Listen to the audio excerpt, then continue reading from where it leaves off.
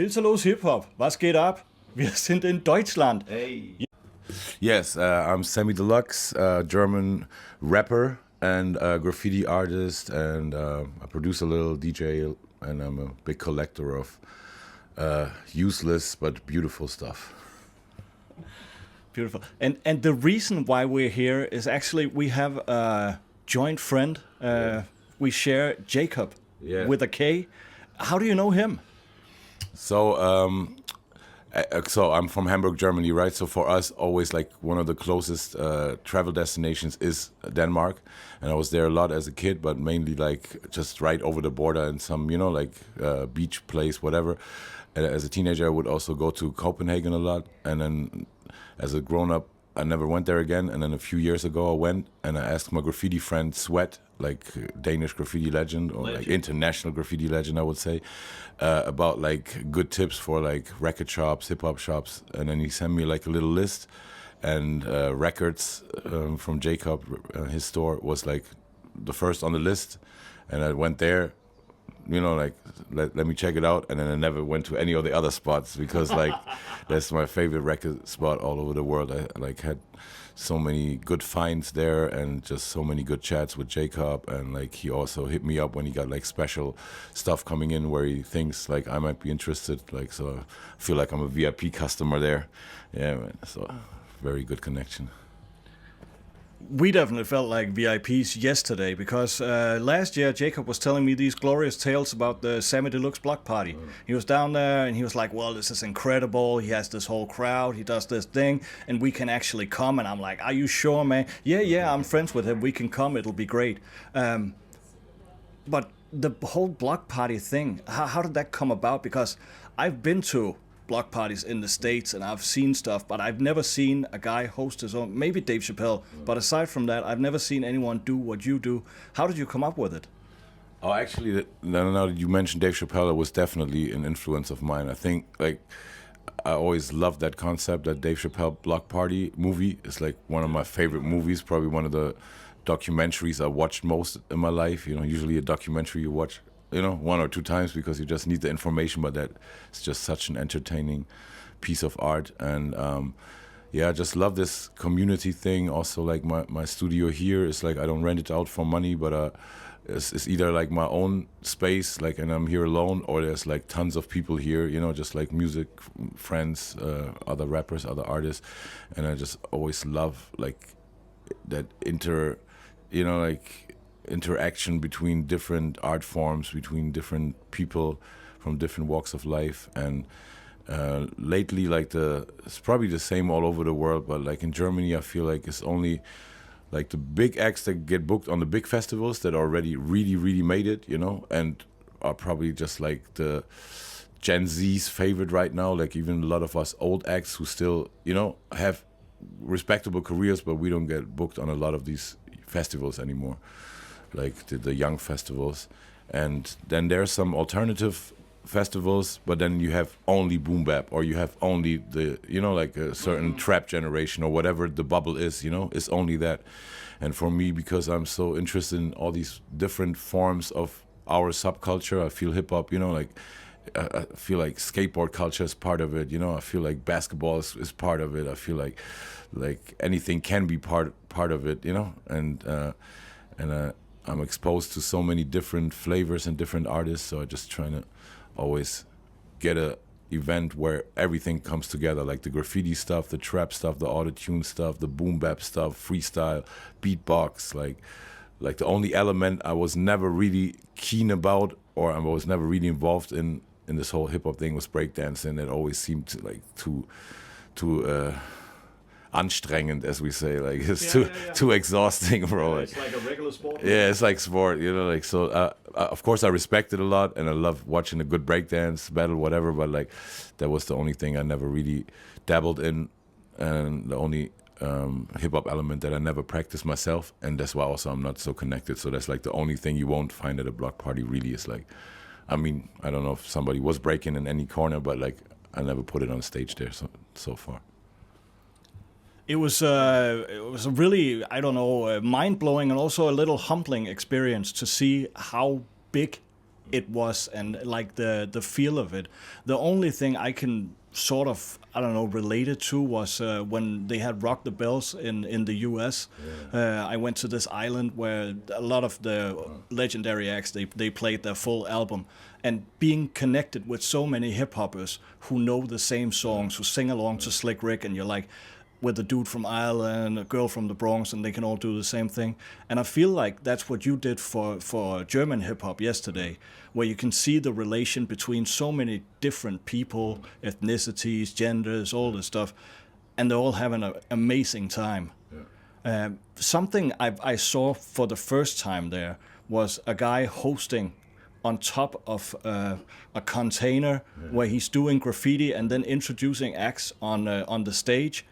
And then you'll actually be rapping along with the people just from the container. Never seen it in my life. Was there an inspiration to it, or was it just something that you wanted to do? That kind of just came with how the place is set up. You know, like when we did it 4 years ago, the first time at that place. They built up that kind of stairs with the containers, you know, and I was like, let me just be up there so I can be in the middle of the crowd, but still, you know, nobody can come to me like any 5 seconds and make a photo or whatever. They can make photos from down there, you know, but nobody can bother me. So I feel like, you know, I'm the community guy, you know, like I'm in the middle, but you still, you know, I got my private space. And then because I just realized then at that moment, like, okay, now I'm up here and I can only come down. I was painting the highest container then. Yesterday I was in the middle. So yesterday I had normal stairs, but usually I had to take the lift up, you know? Oh, yeah. And then it was like, I can't go like between this container and the stage every, you know, some acts I only have a 10-minute slot, then like a 15-minute slot, and a 20-minute slot. There's so many moderations, you know, like hosting gigs I have to do on that day. So I was like, does my mic actually work up here? And they were like, yeah, sure. I was like, okay, then let me just do it from there. And then learning from the last 2 years, because then I can have my mic up there, but the last 2 years I didn't have my in-ears. So like when the DJ was playing a beat, I couldn't really rap on it because it comes delayed, right? Like I'm so far away from the stage. So like, and then yesterday I had my in-ear, so I could actually rap on beat too. And I did like a nice back and forth with this one freestyle rapper I introduced. And I did 2 feature parts on another friend's set. And like that's just like a super unique predicament that only works in that space. Like I couldn't also on these other 2 block parties that we did in Zurich and Heidelberg. Like there was no space where I could do that from, you know. Like, but that is super special in this Hamburg location, yeah. At first, I didn't realize it. I thought they were playing your feature because I couldn't see the back of the stage where the video was, and then I realized it was doing the guy who did the where you had a feature on his song. The guy had the guitar, and I was like, "Whoa, he's actually communicating with you there." It was like a transcending hip hop experience for me at least, and also something where the culture keeps reinventing itself, where new stuff can happen in hip hop. It's not just the same wild style rehearsal that we're doing time after time. So that was incredible. Also, big shout out to all the German people who bought all of Jacob's records, and everyone was so nice there, and like really great interactions. We hung out with Torchman, who's just he's an incredible guy and a hip hop legend in himself. Scam 2 was right next to us, so. Like the whole experience, thank you so much for doing it, and man, I hope you do it again next year. Yeah, for sure. We're actually, I don't know if there'll be visuals for this part, but we're in a train car right now. How is that at all possible, sir? So I guess it's like every graffiti writer's dream to have a own train, like, or even have access to some trash train to paint or whatever. So that's how the idea started. Just my garden is just this long stretch alongside my studio house here, and like I was sitting there a few years ago and just looking at the space and was like, man, it would be so nice if there would be a train here. Then I Googled and I didn't find anything, just like these crazy, like ugly locomotives of like, you know, that still ride, and then it's like 40,000 for a fucking locomotive that looks terrible.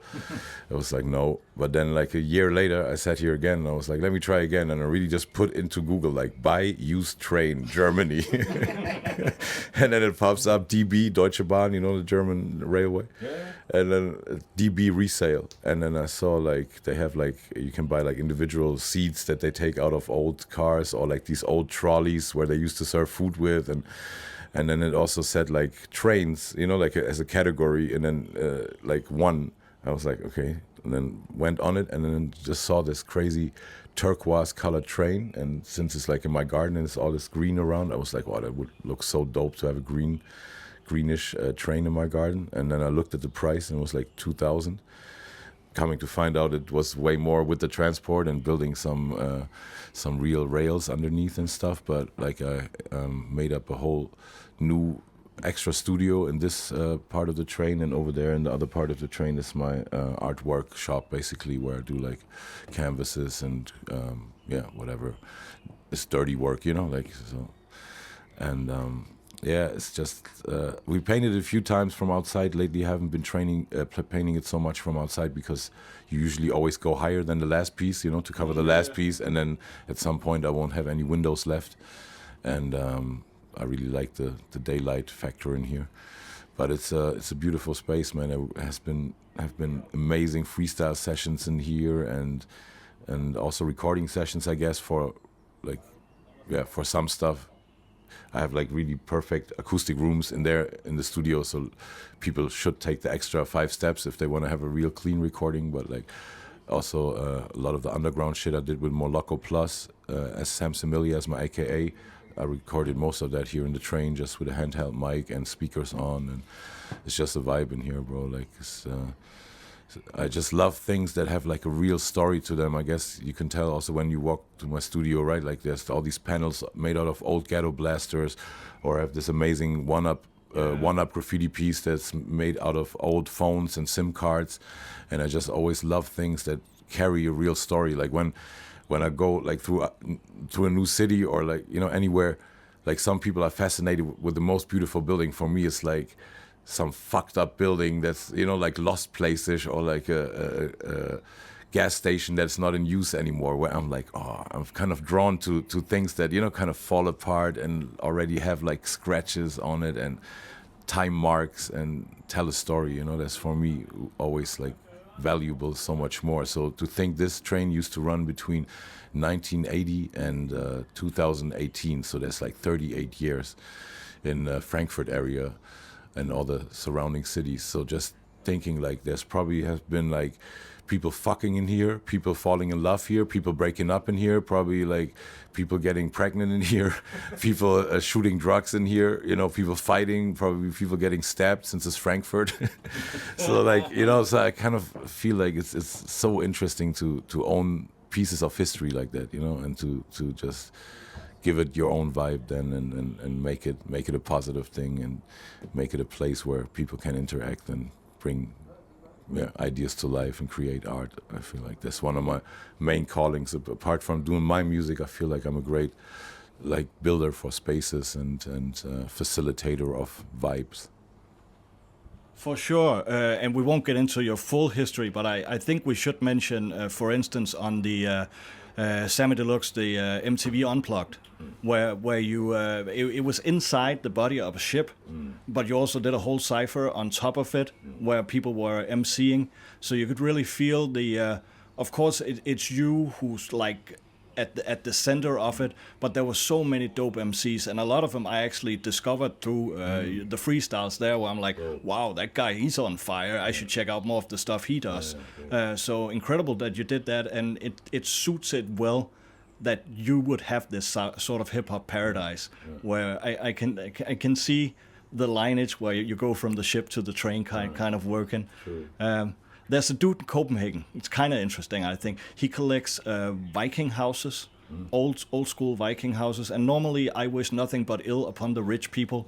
But at least he's doing something where I'm like, because there was like 10 of them all joined together, and I was like, how can there be so many of these houses? And then he tapped my shoulder and he's like, are you enjoying my houses, sir? I'm like, yeah, I take them from all over Denmark and I put them here, so they, you know, trying to save them.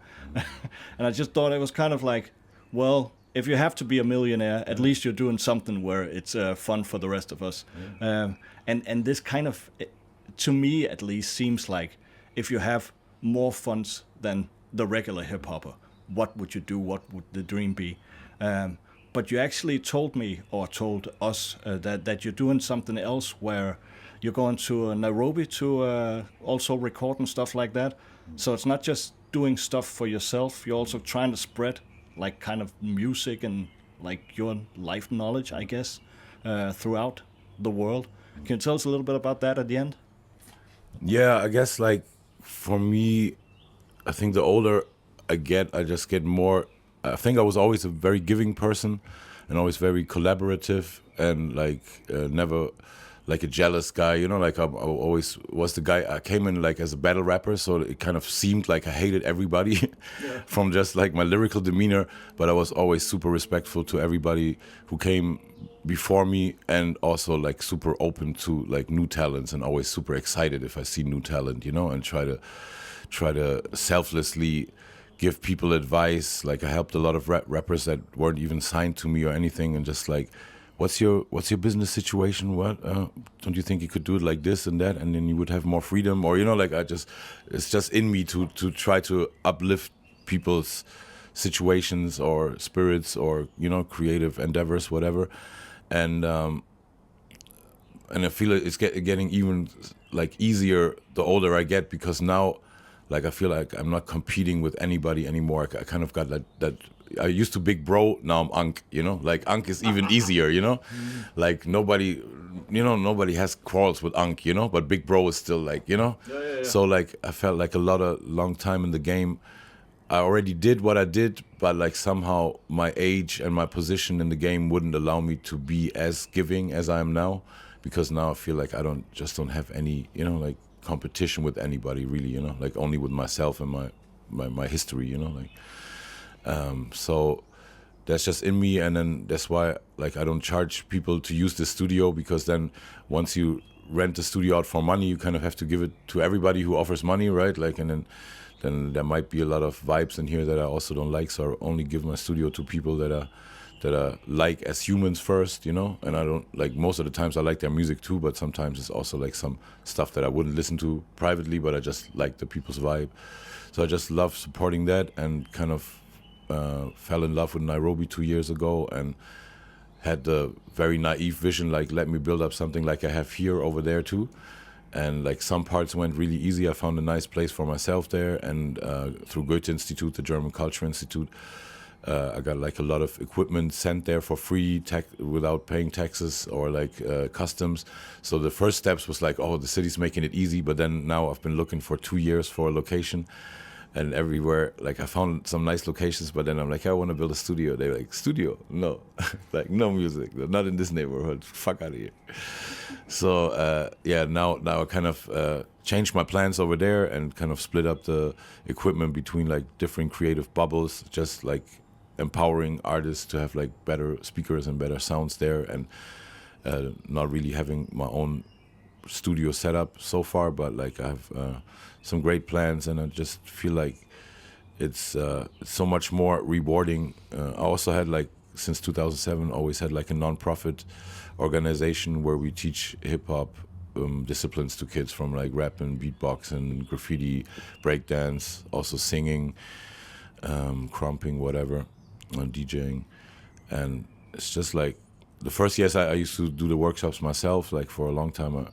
I did have that activist thing. Then I was kind of burned out, in the sense of like, oh, no, I don't want to go to a fucking German school every, you know, second morning at 8 o'clock to teach rapping. Like, but then I had built the thing up in a sense where I could like give other rappers that kind of need the job, you know, like, and yeah, I just realized, you know, it's that old saying, like, the giving is holier than taking, or whatever you call it in English, you know. But it's just really like once you live like that, and also like stop worrying about like transaction, like if you don't think so transactional, like I feel like it makes your life much better. Like I see like people who have like a fucking like one little room with 2 speakers and an interface, and they rent that out as a studio, you know. I have like 3-4 studios in there, another studio here, my train and stuff, and I don't even think like that. I feel like, no, bro, like places are supposed to be shared, you know, like, and like each one teach one, and you know those hip hop sentiments. That's what made me like my whole generation in Germany. That first rap generation, the first few rap generations, everything in the '90s before it became commercial, was just these youth centers in Germany. Like I can imagine that. Like Denmark was a different, like similar condition, right? Like the first records that were made were cut by some social workers. Basically, some social worker had like some recording equipment, was like, let me bring it to that youth center, and let these weird ass kids with the baggy pants do their weird rap music, you know. But that's what gave us all the foundation, and then like a lot of that broke away over here, at least. Like you still have some youth centers and some that are actually doing well too, but like I've been doing social work like that now for 17 years in Hamburg now, and only last year we kind of got recognized by the city after 17 years of putting hundreds of kids through like musical educations, and some of them are by now like famous rappers, famous producers, famous dancers, whatever. Like, or not, it's not even about famous, but like a lot of kids really like made these first interactions with a hobby into jobs too, you know. Like, and I feel like we definitely built a lot of culture here, and like it's nice to finally get recognized, you know. Like last year my nonprofit was almost broke, and then the city saved our ass for the first time, and yeah, man, I just always got so much. Like sometimes while I'm in it in the process, I also like, man, why I'm doing all this shit for other people, you know? Because then, like you probably know, right? Like you take all these loads on, and then you have to work it off, right? Like you can't just, you have to follow through then on what you said you're gonna do. And then sometimes I'm like stressed, and I'm like, why do I do this? But then like when the actual event happens or whatever, you know, and then you see what you actually do for culture, and I'm like, yeah, that's why I do it, you know, to just see joy in people's faces, and especially I feel like I'm a real artist. I love doing things for artists, from an artist perspective. That's also why these block parties are so amazing, because the vibe backstage is like every artist, like, this is the nicest show I've been to this year. I haven't been treated nicer anywhere. I haven't been, you know, like felt more valued anywhere else. And I feel like these things are so important. And I had the blessing through my talent and my career path that I got to inspire a lot of people musically in Germany and lyrically. And I feel like nowadays I want to inspire like as a whole package, you know, like, he also has the best events. He also has the best team around him with the nicest people, you know, like, and it's really not as bragging rights, but like really as like, no, but that's how you have to do it, you know, like shit just doesn't work. And especially coming from a hip hop world where everything is still like layered with all these, you know, machismo and like a lot of toxic energy and a lot of, you know, competitive energy. I feel like, yeah, we can have all that, but let's keep that on the stage, you know, like everything off stage should be just very, very human and very, you know, very easy to deal with. So, yeah. Yeah, beautiful words, man. And we definitely felt that yesterday, where the backstage was just like a giant family. I guess it also helps that they had at the other events, but everyone was reaching out, and the people who work for you had the same sentiment that you did, where they were checking in with us. Are you guys okay? Do you need anything? So there was a lot of love, and I love the each one teach one saying. It's like, I think when they talk about the elements of hip hop, that should be one that's totally ingrained in it. In that it's just so nice that you can pass it on. And hey, man, thanks for having us, and thanks for this beautiful experience. It's been wild. Real hip hop, my man. Thanks, sir.